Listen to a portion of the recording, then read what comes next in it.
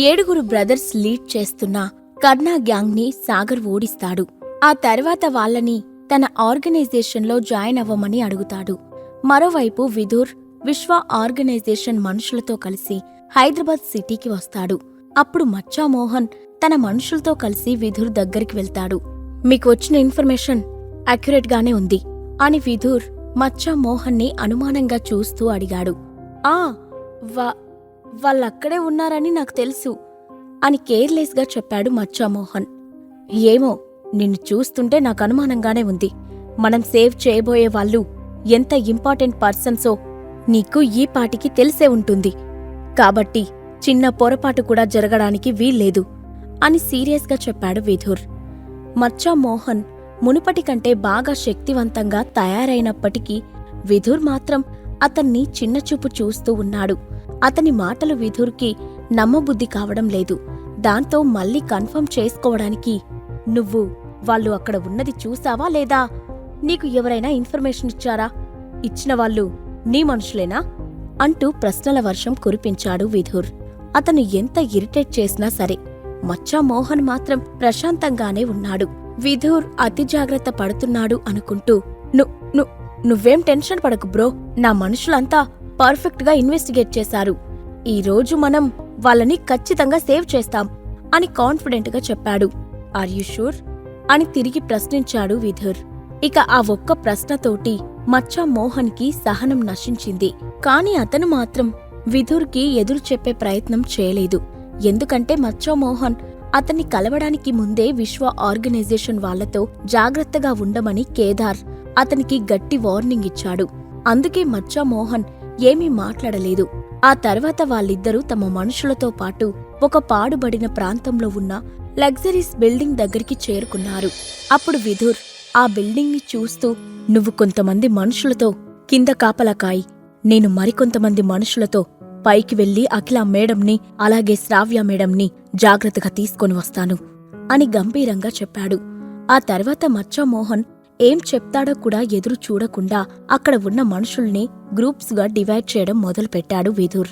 అది చూసిన మోహన్కి చిర్రెత్తింది. వీడు ఎక్స్ట్రాలు తగ్గించుకుంటే మంచిది. ఏదో పక్కా ప్లాన్తో లోపలికి వెళ్తున్నాడు. కాని ఒకవేళ వాళ్ళిద్దరినీ కాపాడలేకపోయాడు అంటే అప్పుడు సాగర్ గారికి మొహం ఎలా చూపిస్తాడో అని తనలో తను చిన్నగా అన్నాడు.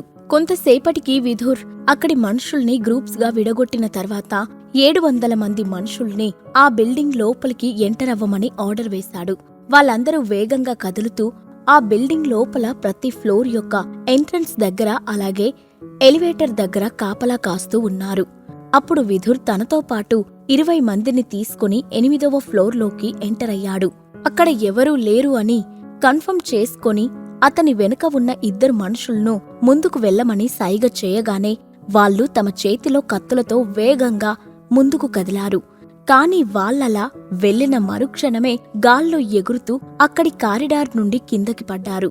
ఆ బిల్డింగ్ కింద కాపలా కాస్తూ సిగరెట్ కాలుస్తూ ఉన్న మచ్చా మోహన్ వాళ్ళని చూసి, ఆ విదురుగాడి ప్లాన్ ఫెయిల్ అయినట్టుంది అని చిన్నగా నవ్వుకున్నాడు. కాని పైకి వెళ్లే ప్రయత్నం మాత్రం చేయలేదు. అంతలో ఆ బిల్డింగ్ ముందుకి ఒక బ్లాక్ కలర్ బెంచ్ వచ్చి ఆగింది. అందులోంచి కేదార్ హడావుడిగా బయటకు దిగి పరుగులాంటి నడకతో మచ్చా మోహన్ దగ్గరికి వెళ్లాడు.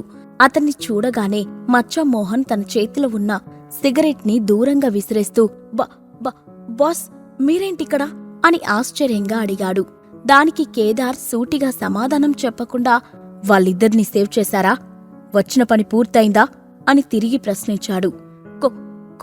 కొంతమంది మనుషులతో వాళ్ళని సేవ్ చేసి తెస్తానని విధుర్ పైకి వెళ్లాడు అని నిదానంగా చెప్పాడు మచ్చా మోహన్. మరైతే నువ్వింకా ఇక్కడ ఏం చేస్తున్నావ్ అని విసుగ్గా అడిగాడు కేదార్. దానికి మచ్చా మోహన్ మౌనంగా తలదించుకోవడంతో అతను కళ్ళు పెద్దవి చేసి చూస్తూ, నిన్ను ఇక్కడికి ఒక టాస్క్ అప్పజెప్పి పంపాను. అంతేగాని ఇలా గాలికి కాపలా కాయడానికి కాదు. మనం కనుక ఈరోజు వాళ్ళని సేవ్ చేయడంలో ఫెయిల్ అయ్యాము అంటే దానికి రెస్పాన్సిబిలిటీ ఎవరు తీసుకుంటారు? అయినా వాళ్ళిద్దరూ మనకి ఎంత ముఖ్యమో నీకు పదే పదే చెప్పాను అంటూ మోహన్ని గట్టిగా మందలించాడు కేదార్. అతను సాగర్తో చాలా ఫ్రెండ్లీగా ఉన్నప్పటికీ హైదరాబాద్లో ఉన్న మోస్ట్ పవర్ఫుల్ పీపుల్లో ఒకడు. అందుకే తనకి ఒక టాస్క్ ని అప్పజెప్తే తన పవర్ ని ఉపయోగించి పర్ఫెక్ట్ గా చెయ్యాలి అనుకుంటూ ఉంటాడు. దానికి తోడు ఈ రోజు ఉదయం సాగర్ ఆర్డర్ వేసిన వెంటనే విశ్వ ఆర్గనైజేషన్ మనుషులు అఖిల వాళ్ళని సేవ్ చేయడానికి హైదరాబాద్ వచ్చారు అన్న విషయం ఊరంతా పాకింది. దాంతో అక్కడున్న పవర్ఫుల్ పీపుల్ అలాగే బిజినెస్ మ్యాన్ అందరూ కేదార్కి కాల్ చేసి మరీ హైదరాబాద్లో అతని పవర్ తగ్గిపోయిందని, అందుకే తన ఫ్రెండ్ వేరే ఆర్గనైజేషన్ యొక్క సహాయం తీసుకున్నాడని అంటూ అతన్ని ఎగతాళి చేయడం మొదలుపెట్టారు. దాంతో ఎలాగైనా సరే తనే అఖిల వాళ్లను సేవ్ చేయాలి అని అనుకుంటూ ఉన్నాడు. అదలా ఉండగా మరోపక్క అతనికి అర్థం కాని విషయం ఏంటంటే, ఒక ఇల్లరికపు అల్లుడుగా ఉన్న సాగర్ కేవలం 2 ఏళ్లలోనే మిరియడ్ ఇమేజ్ సెక్టార్కి డిప్యూటీ లీడర్గా మారాడు. ఇప్పుడేమో వన్ ఆఫ్ ది పవర్ఫుల్ ఆర్గనైజేషన్గా ఎదుగుతున్న విశ్వ ఆర్గనైజేషన్ వాళ్ళకి ఆర్డర్ వేసే రేంజ్కి ఎదిగిపోయాడు. ఆ విషయాలన్నీ అతడు మరొక్కసారి గుర్తు చేసుకుంటూ మచ్చా మోహన్ వైపు కళ్ళు ఎర్రజేసి చూసి, ఇలా మౌనంగా ఉంటూ నాకు కోపం తెప్పించకు. వెంటనే నువ్వేదో ఒక యాక్షన్ తీసుకొని వాళ్ళని సేవ్ చేయలేదు అంటే ఆ తర్వాత నీ తలని తెంచి ఫుట్బాల్ ఆడుకుంటాను అని హెచ్చరిస్తూ అన్నాడు. అతను అలా చెప్తూ ఉండగానే ఆ బిల్డింగ్ లోపల నుండి పెద్ద పెద్ద శబ్దాలతో పాటు ఆర్తనాదాలు వినిపిస్తూ ఉన్నాయి. ఆ తర్వాత వాళ్ళ కళ్ల ముందే 5 వ్యక్తులు గట్టిగా అరుస్తూ గాలిలో ఎగిరారు. తర్వాతి సెకండ్లోనే వాళ్ళు నేలపై పడి ప్రాణాలు కోల్పోయారు. అదే సమయంలో విశ్వ ఆర్గనైజేషన్లో టార్జాన్ మురారిని కలిసి అతనికి ఏదైనా కావాలా అని అడుగుతూ ఉన్నాడు. అతన్ని బాగా చూసుకోమని సాగర్ చెప్పడం వల్ల రోజుకి దాదాపు 10 సార్లు మురారిని కలిసి అతన్ని విసిగిస్తూ ఉన్నాడు. ప్లీజ్ బ్రో, నన్ను ప్రశాంతంగా ఉండనివ్వు. నువ్విలా పదే పదే నన్ను పరామర్శించడానికి రావక్కర్లేదు అని టార్జాన్ని చూసిన వెంటనే వేడుకుంటున్నట్టుగా చెప్పాడు మురారి. టార్జాన్ అతనికి ఏదో సమాధానం చెప్పబోయేలోపు ఒక వ్యక్తి హడావుడిగా అక్కడికి వచ్చి, టార్జాన్ కొంచెం పక్కకి వస్తారా, మీతో ఒక ముఖ్యమైన విషయం మాట్లాడాలి అని గంభీరంగా చెప్పాడు. దాంతో మురారికి నమస్కరించి టార్జాన్ ఆ రూమ్ నుండి బయటకు వెళ్లాడు. ఏంటి సంగతి, అంత అర్జెంట్ పని ఏముంది అని అక్కడికి వచ్చిన వ్యక్తిని చూసి గంభీరంగా అడిగాడు టార్జాన్. మిమ్మల్ని కలవడానికి మిరియడ్ ఇమేజ్ సెక్టార్ నుండి ఎవరో వచ్చారు అని చెప్పాడు ఆ వ్యక్తి. అది వినగానే టార్జాన్ మొహంలోని ఎక్స్ప్రెషన్స్ మారిపోయాయి. నిజానికి అతను కూడా మిరియడ్ ఇమేజ్ సెక్టార్కి సంబంధించిన వాడే. దాంతో అక్కడి నుంచి ఒక వ్యక్తి వచ్చాడు అనేసరికి అతని మనసులో రకరకాల ఆలోచనలు మెదులుతూ ఉన్నాయి. మిరియడ్ ఇమేజ్ సెక్టార్ వాళ్ళకి నా గురించి తెలిసిపోయిందా? అయినా ఆ సెక్టార్ లీడర్కి మన మాస్టర్కి మంచి రిలేషన్స్ ఉన్నాయి కాబట్టి వాళ్ళు మమ్మల్ని పెద్దగా క్వశ్చన్ చేయడానికి వీల్లేదు అని ఒక పక్క కంగారు పడుతూనే మళ్ళీ తనకి తాను సర్ది చెప్పుకుంటూ ఉన్నాడు టార్జాన్. ఆ తర్వాత అతను ఆఫీస్కి వెళ్లి అక్కడ ఆ వ్యక్తిని కలిసి, మిమ్మల్ని కలిసి చాలా రోజులైంది, ఇప్పుడు ఇలా సడన్ సర్ప్రైజ్ ఎందుకిస్తున్నారు అని నవ్వుతూనే అడిగాడు టార్జాన్. నేను కూడా నువ్విచ్చిన సర్ప్రైజ్ గురించి అడుగుదామని వచ్చాను. మన సెక్టార్ని వదిలేసి ఈ ఆర్గనైజేషన్లో జాయిన్ అవ్వడానికి గల కారణమేంటి? ఇక్కడ జాయిన్ అవ్వమని నిన్ను ఎవరైనా బెదిరించారా?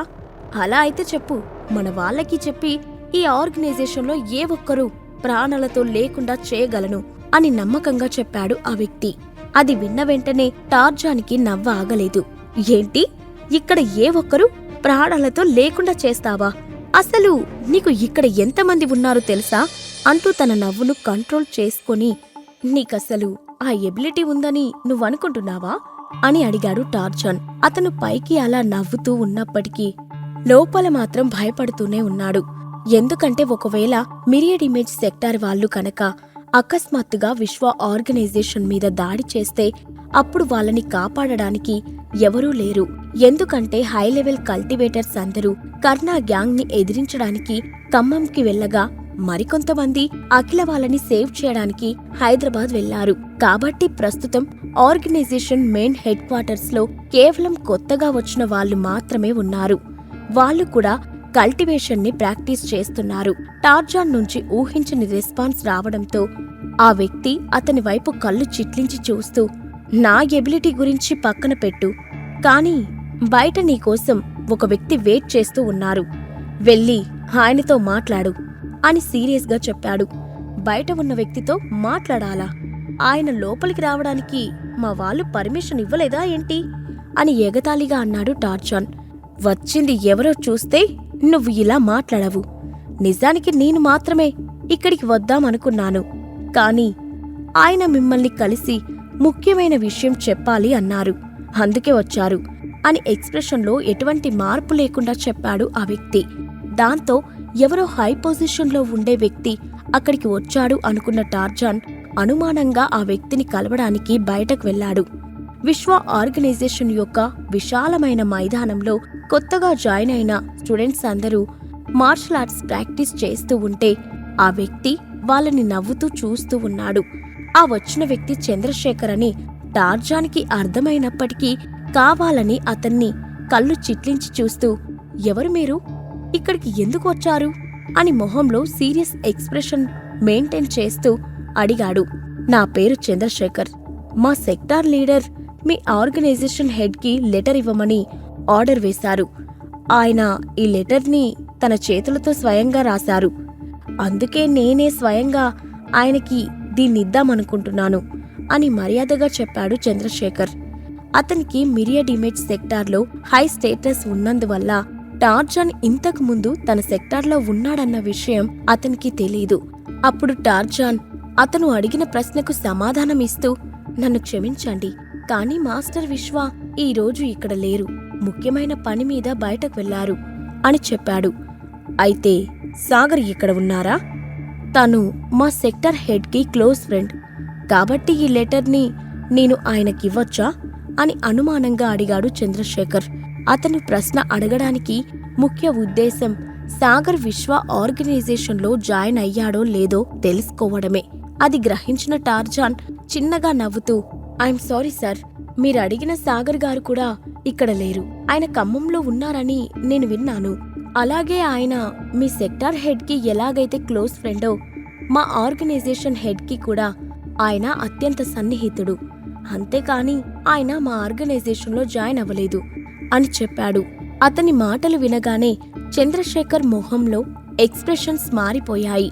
అతను నీరసంగా మొహం పెట్టి, చాలాసేపు ప్రయాణం చేసి వచ్చినందువల్ల బాగా టైర్డ్ అయిపోయాను, కాబట్టి కొన్ని రోజుల పాటు నేనిక్కడ రెస్ట్ తీసుకోవచ్చా అని అడిగాడు. టార్జాన్ ఏదో సమాధానం చెప్పబోయే లోపు మళ్లీ చంద్రశేఖర్ మాట్లాడుతూ, ఈ లెటర్ని మా సెక్టార్ లీడర్ మాస్టర్ విశ్వ చేతికే ఇవ్వమన్నారు, కాబట్టి నేను ఆయన్ని ఎలాగైనా సరే కలవాలి. ఇప్పుడు ఇక్కడి నుంచి వెళ్లి మళ్ళీ తిరిగి రావడం కూడా నాకు ఇబ్బందే. లేదా సాగర్ వస్తే అతనికైనా దీన్ని ఇస్తాను అని తను ముందు చెప్పిందే మళ్ళీ మళ్ళీ నొక్కి చెప్తూ టార్జాన్కి నో చెప్పే ఛాన్స్ ఇవ్వకుండా చేస్తున్నాడు. చంద్రశేఖర్ విశ్వ ఆర్గనైజేషన్లో ఉండడానికి టార్జాన్ ఒప్పుకుంటాడా? భోలా స్వయంగా రాసిన ఆ లెటర్లో అసలు ఏముంది?